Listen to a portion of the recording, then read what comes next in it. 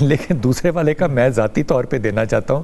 Be be آپ نے اس میں دیکھا کہ وعلیکم السلام سر میرے 2 سوال ہیں. جی بیٹا. پہلا سوال یہ ہے کہ کیا یہ ضروری ہے کہ جب ٹانگیں سوجی ہوئی ہو یا پاؤں سوجے ہوئے ہو تو آپ کی کڈنی ہی خراب ہوتی ہے یا پھر یہ کوئی واٹر انٹیک اور واٹر ریٹینشن سے بھی ہوتا ہے؟ دوسرا میرا سوال تھا کہ ہم اکثر ابھی بھی میں سن رہی تھی آپ کہہ رہے تھے کہ یہ جو برگر پیزاز ہیں ان کے اندر ہیلدی چیزیں ہی ڈلتی ہیں تو پھر یہ انہیلدی کیسے ہو گئے؟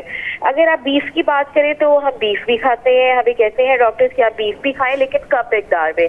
برگر میں سیلڈ بھی ہوتے ہیں, برگر کے اندر ٹماٹر سے بنی ہوئی سوس بھی ہوتی ہے, تو یہ پھر انہیلدی کیسے ہے؟ تھوڑا سا یہ بھی پیرنٹس کے لیے تھوڑی اویئرنیس دے دیں کہ یہ کب انہیلدی ہوتے ہیں. وہ پہلے والے سوال کا جواب تو دیں گے جناب ہارون ایوب صاحب, لیکن دوسرے والے کا میں ذاتی طور پہ دینا چاہتا ہوں. بی بی آپ نے اس میں دیکھا کہ آپ کے جو ساسز ہوتے ہیں ان کے اندر کتنا پوٹیشیم کتنا سالٹ ہوتا ہے.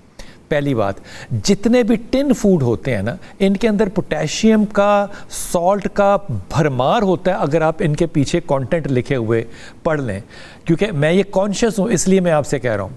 دوسری بات یہ کہ جس آئل میں آپ کا وہ بیف فرائی ہو رہا ہوتا ہے آپ کو پتہ ہے وہ آئل کبھی بھی سفید رنگ کا نہیں ہوتا, وہ کالے رنگ کا ہوتا ہے.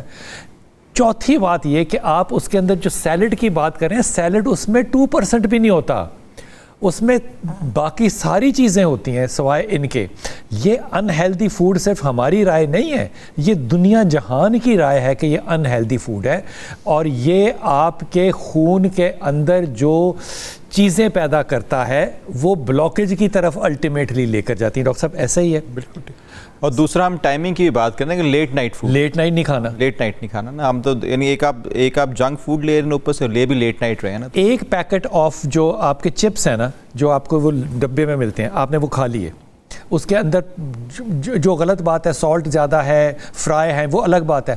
آپ کو اس کو ضائع کرنے کے لیے 12,000 سٹیپس چلنے ہیں. کھائے تو آپ نے اتنے سے ہیں 12,000 سٹیپس, پھر وہ بیلنس ہوگا. اس لیے پرہیز ہی کریں تو بہتر ہے. پاؤں ضروری ہے کہ اسی وقت یہ جسم کھلے کہ کڈنی کا پرابلم ہے؟ پاؤں جب بھی سوجتے ہیں تو ہوتی تو فلوئڈ ریٹینشن ہے, پانی ہی ہے. وجوہات مین 3 ہیں اس کی, صرف کڈنی نہیں ہے, kidney, liver and heart. Kidney, liver and heart, یہ تینوں چیزوں کی وجہ سے آپ کے پیر سوج سکتے ہیں. اگر ایڈوانس ہارٹ ڈیزیز آپ کو ہے, ہارٹ کے مسلز ویک ہیں تب بھی پیر سوج سکتے ہیں. اچھا. ایڈوانسڈ لیور ڈیزیز ہے, اینڈ اسٹیج لیور تب بھی آپ کے پیر سوج سکتے ہیں.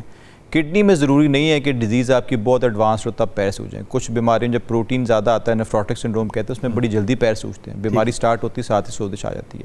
اور اگر کڈنی فیلئر کی طرف جا رہے ہیں اس میں پھر اینڈ سٹیجز سے پیر سوجتے ہیں. تو یہ 3 مین اور بھی وجوہات ہیں باڈی سویلنگ کی, فٹ سویلنگ. عام طور پہ لوگ کہتے ہیں اگر سوجے ہوئے ہو نا یہ ہاتھ یا پاؤں تو کہتے ہیں یورک ایسڈ زیادہ ہے. یورک ایسڈ میں نا جوائنٹ سویلنگ ہوتی ہے. آپ کا کوئی ایک جوڑ سوجے گا, یہ والے جوڑ سوج سکتا ہے, کوئی بھی آپ کا کوئی بھی جوڑ, کوئی بھی ایک جوڑ, بذات اس میں پاؤں کے جوڑ سوجتے ہیں, لیکن کوئی بھی ایک اس میں جوڑ سوجے گا. ویسے سویلنگ وہ نہیں ہوگی, وہ ریڈ انفلیمڈ جوائنٹ ہوتا ہے, جوڑ سوجتا ہے, اس میں پانی, اس میں فلوئڈز نہیں ہوتا اسکن کے اندر. ٹھیک ہے ڈاکٹر صاحب, یہ جو فاسٹ فوڈ والی بات کی, اس میں اگر انڈیویجول دیکھا جائے, کوشچن تو بڑا ویلڈ ہے کہ ہر چیز جو ہے وہ تو صحیح ہے. نہیں وہ اس میں دیکھیں نا, اگر تو آپ کا میٹ پروسیسڈ ہے وہ نہیں نا. اگر آپ باہر جا کے آپ اسٹیک آرڈر کرتے ہیں, اسٹیک از ہیلدی, پروسیسڈ نہیں ہونا, پروسیس نہیں ہے, پروسیسڈ فوڈ نہ ہو. پھر آپ جو اگر برگر میں جو بنز ہے اس میں دیکھیں کاربس کتنی ہیں, تو اوور آل تو اگر آپ برگرز لیتے ہیں ریگولر بیسس میں تو اٹ از اس کو جنک فوڈ کنسیڈر کیا جائے, ان ہیلدی فوڈ ہے. جنک اسے کہا ہی جنک فوڈ کا, جنک میں جنک کا اردو ترجمہ ہوگا کوڑا. کوڑا فوڈ جو ہے وہ ویسے بھی نہیں لینا چاہیے جناب.